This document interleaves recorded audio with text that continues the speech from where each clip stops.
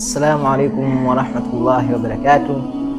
نعم، بسم الله، الحمد لله رب العالمين، قيوم السماوات والأرضين، مدبر الخلائق أجمعين. أما بعد، إن اليوم tutaongelea ubora wa Lailatul Qadri.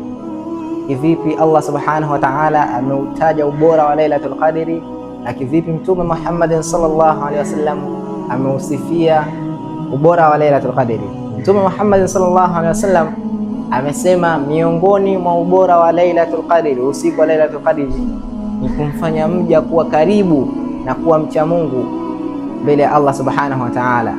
Lakini pia Allah subhanahu wa ta'ala kama anavyosema katika Qur'an, baada a'udhu billahi minash shaitani rajim, inna anzalnahu fi lailatul qadri wama adraka ma lailatul qadri lailatul qadri khairun min alf shahr.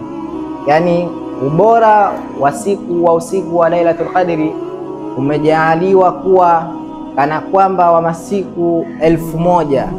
Thamani yake ni sawasawa na masiku 1000 yenye kheri tele kabisa.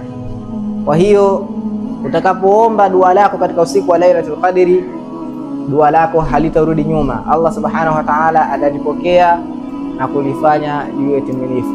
Hivyo ndugu zangu watukufu katika Uislamu, jitahidi usiku wa Lailatul Qadri usije ukatupita, na sote tumwelekee Allah subhanahu wa ta'ala kwa usiku huo. Na usiku huo unakadiriwa unakuwa katika 10 hili la mwisho linalofuatia. Hivyo ndugu zangu watukufu katika Uislamu, 10 la tatu, jitahidi tuwe tunamwelekea Allah subhanahu wa ta'ala tarawih na qiyamul layl. Wa hadha, assalamu alaykum wa rahmatullahi wa barakatuh.